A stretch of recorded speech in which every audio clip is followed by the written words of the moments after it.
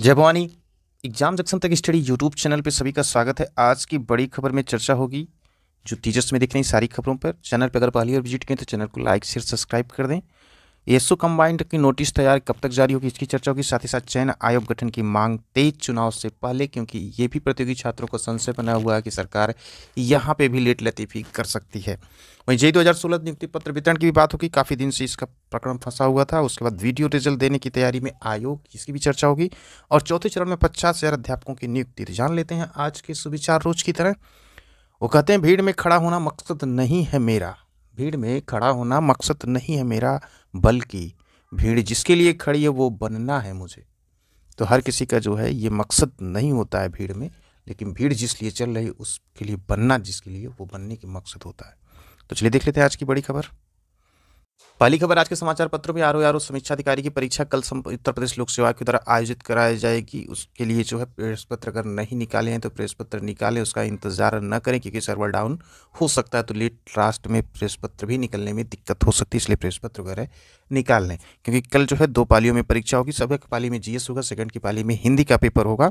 140 प्रश्न जीएस में पूछे जाते हैं और 60 प्रश्न हिंदी में पूछे जाते हैं। कट ऑफ वगैरह जो होती है 80 जीएस में 50 हिंदी में करना ही जो है एक प्रकार से सिलेक्शन प्रीलिम्स में हो जाएगा। उसके बाद पर्यवेक्षक के जिम्मे जो 10 से 15 केंद्र बनाए गए हैं। कुल 10,76,000 अभ्यर्थी जो है शामिल होंगे परीक्षा में। भीड़ पे ध्यान नहीं दीजिएगा, परीक्षार्थी कुछ ही होते हैं, बाकी भीड़ में सभी लोग आजमाइश तो करते ही हैं। क्योंकि जुए में आजमाइश सब कोई करते हैं, जीतता कोई और है, हारता कोई और है। तो इसलिए ये सब माइंड में मत रखिएगा। परीक्षा बहुत आसानी से, बहुत आराम से, शांत मन से जो है दीजिए, देने की कोशिश करिए।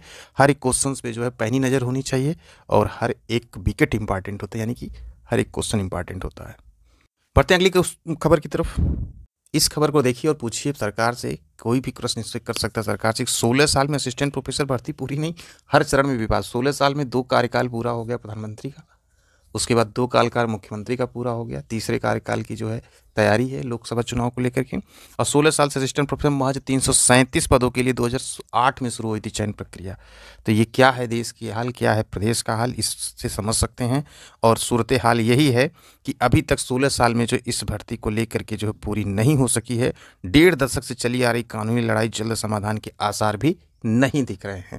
तो कानूनी प्रक्रिया के पेच में जब भी कोई भर्ती फंस जाती है तो उसमें बहुत लंबा खिंच जाता है। इसलिए प्रतियोगी छात्रों को भी ये ध्यान देना चाहिए कि बहुत ही अगर वो हो जाए कि एकदम सर के ऊपर पानी हो जाए कि नहीं वो सही नहीं है, गलत है क्वेश्चन, तो ही न्यायालय की शरण में जाए, क्योंकि न्यायालय बिना साक्ष्य के कोई निर्णय दे नहीं सकता है। तो ये है बात हो रही है जो है 16 साल पहले असिस्टेंट प्रोफेसर के 337 पदों के लिए जो चयन प्रक्रिया 2008 में शुरू हुई थी, अभी तक अधर में लटकी हुई है। यही है सूरत हाल जो है उत्तर प्रदेश में शिक्षक भर्ती को लेकर के। बात करते हैं नए शिक्षा सेवा चयन आयोग को लेकर के। इस आयोग का भी सूरत हाल वही है कि अप डाउन कोई स्पष्ट नहीं, कब आयोग गठित होगा, कब परीक्षा की डेट नोटिस जारी करेगा, कब परीक्षा होगी, अभी कोई भी चीज़ स्पष्ट नहीं है। प्राथमिक शिक्षक भर्ती हो, उच्च भर्ती हो, टीजीटी पीजीटी की भर्ती हो, स्पष्ट कुछ नहीं। यहाँ प्रतियोगी छात्रों का कहना है कि उत्तर प्रदेश माध्यमिक शिक्षा सेवा चयन बोर्ड प्रशिक्षित स्नातक शिक्षक प्रवक्ता संवर्ग भर्ती के 4,163 और उच्चतर शिक्षा आयोग असिस्टेंट प्रोफेसर भर्ती की 1,072 पदों की परीक्षा अब इन दोनों भर्ती बोर्डों के स्थान पर गठित हो रहा उत्तर प्रदेश शिक्षा सेवा चयन आयोग कराएगा। ऐसे में परीक्षार्थियों ने मुख्यमंत्री से फिर मांग की कि नए चयन आयोग का गठन संभावित लोकसभा चुनाव की आचार संहिता से पहले किया जाए, जिससे कि जल्द परीक्षा कराई जा सके। अब इसमें कम से कम 13 लाख अभ्यर्थियों ने आवेदन किया और इन 13 लाख अभ्यर्थियों को लेकर के सरकार को एक भी समझ में नहीं आ रहा कि इन प्रतियोगियों का क्या गुनाह है कि ये 1.5 साल 2-2 साल से सिर्फ जो है आयोग के गठन का इंतजार करें। उन समयों को कौन वापस करेगा? चुनाव 5 साल में हो जाते हैं, तय समय पे रिजल्ट आ जाता है, सरकार भी गठित हो जाती है, प्रक्रिया भी आगे बढ़ जाती है, लेकिन इनकी सुध कोई नहीं लेता है। चाहे वो मीडिया जगत की खबरें में देखा जाए तो प्रतियोगियों की बात कोई नहीं उठाता। सरकार के किसी मंत्री, किसी विधायक में कोई बात इसको नहीं उठाता कि कम से कम इतना जो है क्यों लंबी प्रक्रिया खींच जाती है कि 4-4 साल 5-5 साल एक भर्ती प्रक्रिया पेंडिंग में रहती है, उसको क्लियर नहीं किया जाता। उसके बाद अभ्यर्थी जब मांग करते हैं कि जो हमको मौका दिया जाए तो उसको भी सरकार ध्यान नहीं देती। कुल मिला के सरकार की मंशा यही है कि इतना थका देंगे कि बेटा तुम खुद ही छोड़ दोगे तैयारी करना। बढ़ते हैं अगली खबर की तरफ। बात कर लेते हैं बीपीएससी की तरफ से शिक्षक भर्ती को लेकर अध्यापकों की होगी नहीं थी, क्योंकि सीटेट का जो अपेयरिंग वाले नहीं डाल पर उनके लिए एक खबर है कि 1 से लेकर के 8वीं तक के 50,000 अध्यापकों की होगी नियुक्ति चौथे चरण में। यहाँ पे बात हो रही है डीएलएड योग्यताधारियों की होगी बल्ले बल्ले 9वीं 10वीं कक्षा और 11वीं 12वीं कक्षा के अध्यापक भी होंगे बहाल। वहीं तीसरे चरण के परीक्षाफल के बाद आएगी वैकेंसी। चौथे चरण में 50,000 अध्यापकों की नियुक्ति होगी। बहाल होने वाले 1 से 8वीं कक्षा के 50,000 अध्यापकों में से जो है 5वीं कक्षा से 6ठी कक्षा 8वीं कक्षा के अध्यापक होंगे। चौथे चरण में 1 से 5वीं कक्षा 6वीं में 50,000 अध्यापक पदों के साथ 9वीं 10वीं और 11वीं 12वीं कक्षा के अध्यापकों के पद पर भी नियुक्ति होगी। तो ये धड़ाधड़ काम जो हो रहा है शिक्षक भर्ती को लेकर के बिहार पब्लिक सर्विस कमीशन यानी कि बिहार जैसे प्रदेश में। बढ़ते हैं अगली खबर की तरफ। वहीं अगली खबर कर्मचारी चयन आयोग की तरफ से स्टेनोग्राफर पद के लिए 1223 अभ्यर्थी चयनित किए। ग्रेड सी के लिए 78 और ग्रेड डी के लिए 1135 अभ्यर्थियों का चयन हुआ। ये घोषित कर दिया गया परिणाम कर्मचारी चयन आयोग की तरफ से 2023 का ये अंतिम परिणाम घोषित किया गया। ग्रेड सी के 81, कुल 1145, ग्रेड डी के लिए जो 1223 अभ्यर्थियों का अंतिम रूप से चयन 24 नवंबर 2023 को कंप्यूटर आधारित परीक्षा परिणाम जो है घोषित किया गया था। ग्रेड सी के स्किल टेस्ट के लिए 3596 अभ्यर्थियों को, ग्रेड डी की स्किल टेस्ट के लिए 18299 अभ्यर्थियों को क्वालिफाई भी कराया गया था। तो ये परिणाम जारी हुआ एसएससी की तरफ से। ग्रेड सी और ग्रेड डी पदों के लिए कुल 1223 अभ्यर्थी चयनित हुए। बढ़ते हैं अगली खबर की तरफ। अब अगली खबर यूपीपीएससी से स्पेशल न्यूज है, इसको सुनिएगा ध्यान से। जेईई 2016 के नियुक्ति पत्र का वितरण जो है कराने के आयोग की मंशा यही है कि जो है 25 फरवरी के पहले, याद रखिएगा 25 फरवरी के पहले, क्योंकि इसमें बहुत सारी क्वेरीज आई थी, तो 25 फरवरी के पहले जो है नियुक्ति पत्र जो है ये वितरण शुरू हो सकता है जेईई 2016 का। वही वीडियो रिजल्ट देने की तैयारी में यूपीपीएससी लगा हुआ है। अभी फिलहाल इस पर जो है काम चल रहा है और वीडियो रिजल्ट को लेकर के इस हफ्ते काम जो लग जाएगा। तो इसको लेकर के जल्दबाजी में आयोग उतना नहीं दिखेगा, लेकिन हाँ ये है कि बहुत हद तक ये मान के चलिए कि वीडियो रिजल्ट के परिणाम को लेकर के आयोग ये है कि इसी माह में जो इसके परिणाम को जारी किया जाए।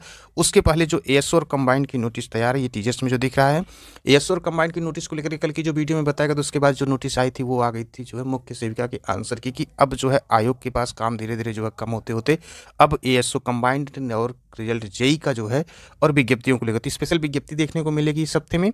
और साथ ही साथ जो एएसओ के रिजल्ट के संदर्भ में जो सेकंड नोटिस आएगी, सेकंड लिस्ट जो आएगी उसके संदर्भ में नोटिस आएगी और कंबाइंड का रिजल्ट जो आएगा। तो आज की डेट में जो है एक नोटिस देखने को मिल सकती है। अब उसके बारे में कौन प्राथमिकता पे आयोग रखता है उसको अभी कहना जो है ठीक नहीं होगा, इसलिए उसका इंतजार करें। और शाम तक कोई ना कोई जो है साइट पर नोटिस आ सकती है आज की डेट में।